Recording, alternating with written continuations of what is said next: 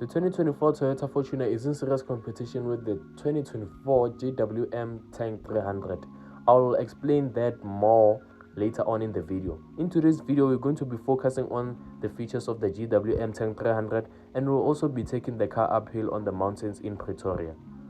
Kicking off the review with the rear end of the GWM Tank 300. I don't really like the front end of this car because it looks like something from the 90s, but the rear end of the car, it has a modern look, and you get your full-size spare wheel, because I initially thought this car was a run flat. I don't know why, don't ask me why in the comments. But then the orange color dwells so much with the black accents around the car, in combination with the 17-inch alloy wheels that is covered in piano black. GWM really did a great job here. They didn't miss it, but this car looks like something else. And this is just me opening the bonnet of the GWM Tank 300. Wait for it. And there you have it. This gives me the opportunity to tell you about the engine variant that we have today. What we have in front of us, ladies and gentlemen, is a 2.0 liter turbo engine with 4 cylinders that produces about 162 kilowatts and 380 newton meters of torque. That's just about enough power for an SUV off-roader. And what I would like to point out again is that I noticed that there's a delay in gear change whenever we are flooring the car, and I initially thought that there is a fault with the demo, but all the models are the same because we tested them too. Stepping inside the cabin of the 2024 GWM Tank 300, you are greeted by this beautiful dashboard layout, and obviously your seats are covered in Napa leather with white stitches. Haval's got you. You have 4 functional air vents for you to keep cool and your passengers too, and those are your rotary dials for your selectable driving modes, and a weird gear lever that you find in an airplane. I'm not a fan of that. And there's an armrest where you can fit your valuable things in there. Very conventional. The dashboard layout of the GWM Tank 300 is pretty eye-catching and interesting at the same time. But what GWM said on their website is that this dashboard layout of the GWM was Mercedes-Benz G-Wagon inspired. Moving on to the infotainment screen of the Tank 300. The GWM said this car has Apple CarPlay and Android Auto, but then you need a physical cable to connect those two. That's the challenge that I would have with this car. Rather than that, everything on this car is excellent and is functional. This is just me fiddling around or playing around with the GWM Tank 300 infotainment screen. But then the Apple CarPlay system, it feels a bit slow when it comes to changing of apps. Like even now I'm trying to play music or go to downloads, is pretty much slow. So I think that's a problem that I can deal with. And by the way, this car is fitted with a beautiful sunroof, and I love the color of the GWM Tank 300. Is so shining and flashy. Moving down to the back seats of the GWM Tank 300, same, you still get your seats covered in Napa leather and some white stitches right there. The back space of this car is pretty spacious, unlike the buggies I've been in.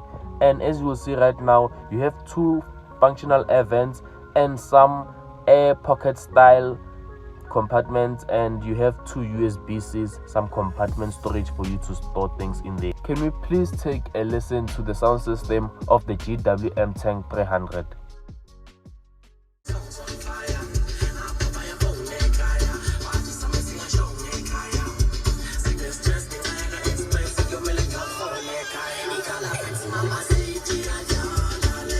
So ladies and gentlemen, that's how the 2024 Tank 300 sounds like. Now we're moving on to the driving experience of the Tank 300. Okay guys, I wasn't necessarily driving the car, but then I was the passenger of the car that was being driven. The seats of the GWM are comfortable. It's a very comfortable car to be in. But then when it comes to the engine bay, I feel like that 2 liter inline 4 and the 380 newton meters of torque, it's a lie, because first of all, the car is not punchy. Second of all, there's a delay in gear change, so that doesn't add up at all to me. And a whole 162 kilowatts is for nothing. But I'm not saying don't buy this car. It's still a good car to go to road trips and comfortable. Like you'd have a really comfortable ride in it. So if you want the GWM Tank 300, you can still go for the car. I'm not discouraging anyone. The overall driving experience of the GWM Tank 300, I would mind driving the car, but maybe it's because I haven't driven the car. That's why I'm speaking like this about the engine being slow and stuff. Maybe I'll change my mind if I get behind the wheel of the GWM Tank 300. Enough about the driving experience of the GWM Tank 300. Now let's move to the sour part of the review, as I always say, the cost of ownership. This particular model that we have here is about 700,000, and the GWM Tank 300 ranges from 700,000 to 800,000. That's why I said earlier on in the video that this is in serious competition with the Toyota Fortuner. So the model that you're seeing on the screen right now is the GWM Tank 300 Super Luxury 2.0 liter petrol engine, and it goes for around 709,000. That's the starting price. And if you were to finance this car, you'd pay 13,063 rands without any insurance costs and petrol costs. With that included, you take the 80 liters fuel capacity and you times it by the current fuel price, which is 24 rand per liter, and you get 1,920.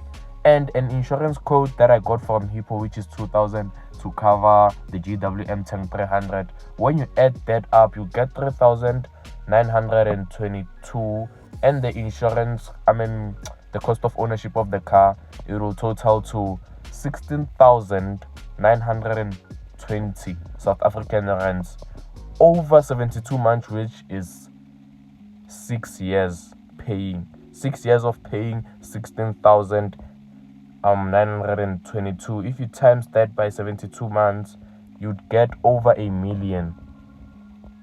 So I don't know, ladies and gentlemen, but then personally I would go for something else better than this.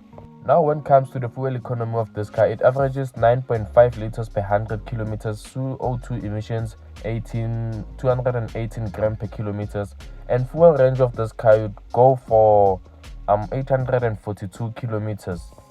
That is going to Limpopo and coming back in a full tank, but I don't trust that. As mentioned, it has an 80 liter tank capacity.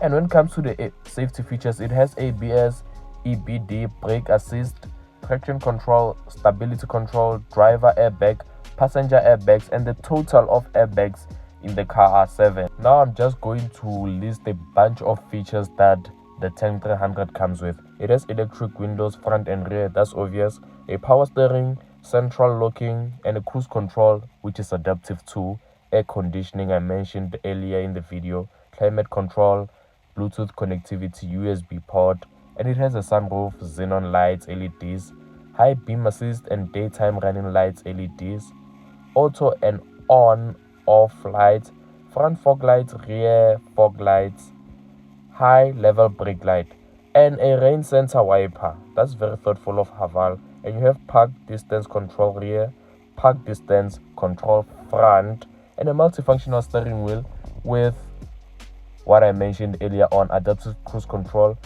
and lane keep assist. Well, ladies and gentlemen, that's just me opening the boot or the tailgate of the GWM Tank 300. Let's wait for it. I absolutely know nothing about that compartment there or part. And there you have it, ladies and gentlemen. You get your changing gear in there for your wheel, and the boot is not that big, but as said, you can fit multiple suitcases in there and your valuable items. It's not that bad, but then it's a disadvantage. This car is disadvantaged when it comes to the luggage capacity. And ladies and gentlemen, that brings us to the end of the 2024 GWM Tank 300. So let me note down in the comments which car you would take between the Haval Tank 300, or the GWM Tank 300, or the Toyota Fortuner. Mind you, that is a 2024 one and is a 7-seater. This one is a 5-seater, and the disadvantage with this one is that the Apple CarPlay, you need to have a physical USB port, USB cable, and the boot space is much smaller. Don't forget to hit the subscribe button and the notification bell so that you're notified next time we drop another video. Stay tuned.